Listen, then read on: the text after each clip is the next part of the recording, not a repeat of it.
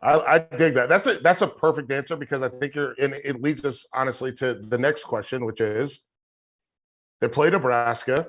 Obviously, it's a Big Eight, former Big Eight rivalry, whole deal with before Nebraska moved to the Big Ten and Oklahoma, Nebraska. Scott Frost has just been let go. What do we even expect out of this football game? Is Oklahoma going to walk the dog on them? What do we expect out of this game? Actually, it was a Big 12 opponent when I worked at Oklahoma because we played them in the Big 12 championship game in Kansas, right? But that's a long time ago. They were well, no, the Big Eight was a longer time ago, right? I know. It was the Big Eight, then the Big 12. Because listen, when it comes to Nebraska, the laughing. thing that it's like what? Yeah, I don't even know what y'all are talking about. Wait, Nebraska wasn't in the Big Ten? What are you talking about? That's my next point about recruiting. You guys don't know 18-year-old that has no idea who Tom Osborne is. Yeah. Right? I mean, I'll be honest. I don't know if an 18-year-old, let's be real. You're recruiting a kid that's 16 or 17. He doesn't know that Ndamukong Suh absolutely ragdolled Colt McCoy in the Big 12 championship. I know it. Has no idea. Doesn't know that Nebraska won that football game. Yeah. They won a lot of games. And they lost the game because they called it, the ball hit the thing with 1 second to go and they kicked the field goal. But Ndamukong Suh won that football game. So yeah, no, I just think, what are we looking for in this? Because I don't even know if they have like the emotion. And I thought about this a lot with Pitt in the backyard brawl. I don't know if they have the emotion to like bring to this football game. Do you think they do? Do you guys think they have the emotion to bring to this game that used to be a yearly rivalry between two teams that ran kind of some version of the triple option and did, like, you know what I mean?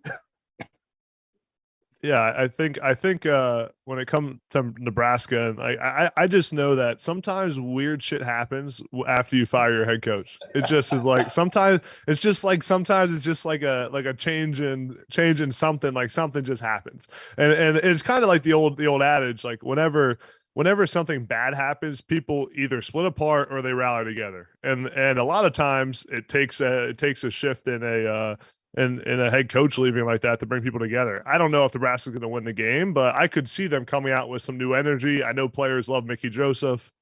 He's done a good job there. So I don't know. I think it is going to be a fun game, though.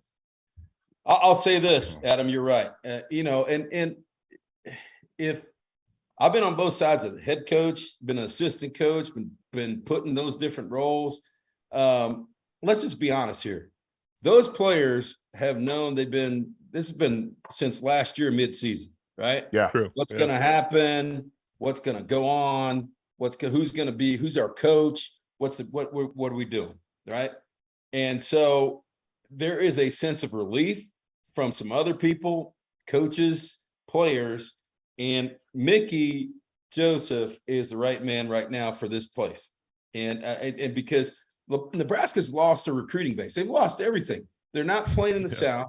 All the good when they lost, they had everything from the South, Texas, Florida, all kinds of guys, California too, North, California, everything they've got. I mean, there's no, and the days are over just to go to Lincoln to play, right? There's too many nice places out there for a guy to go and play. They can see stuff on television now. Exactly. Yeah. But you understand what I'm saying? So yeah, Mickey's the right guy. I think there's a sigh of relief. I hate to say it because I've been fired. When you walk out the door, some guys are just, the stress level of the players, right, or is down. And then Mickey can walk in there and say, hey, here's what we're doing. And guess what? If you're that guy, then you can run a reverse on 3rd and 2, right? And don't care, right? Yeah. I'm not look, if it works, it works, right? We can fake punts. And when you play a coach like that, you're like, he's got nothing, absolutely nothing to lose. Well, he could be the head coach in Nebraska, but everybody knows the odds of you being from the interim head coach to being the head coach are slim and none, right? Yeah. And they say Slim rode out of town. So, you've got very little chance to be the head coach, but you do have a chance to build your resume, to do things that people say, hey, this guy can coach. He's a really good coach. And it's a dangerous deal for Oklahoma this weekend. At Nebraska, it's going to be packed. I just think, he's got nothing to lose. Let it all hang out. And as a game plan guy, offensive, defense, special teams, you're like, what are they going to do? Give the ball to Anthony Grant. Yeah, and Mark Whipple's going to be airing that ball out all game. They may throw it 60 times. And Whip has probably got the green light now to do whatever the hell he wants. And I was just going to say that. Yeah. And Whip is a brilliant coach. Yes, he is a great football coach. And so you're going to see motions, shifts.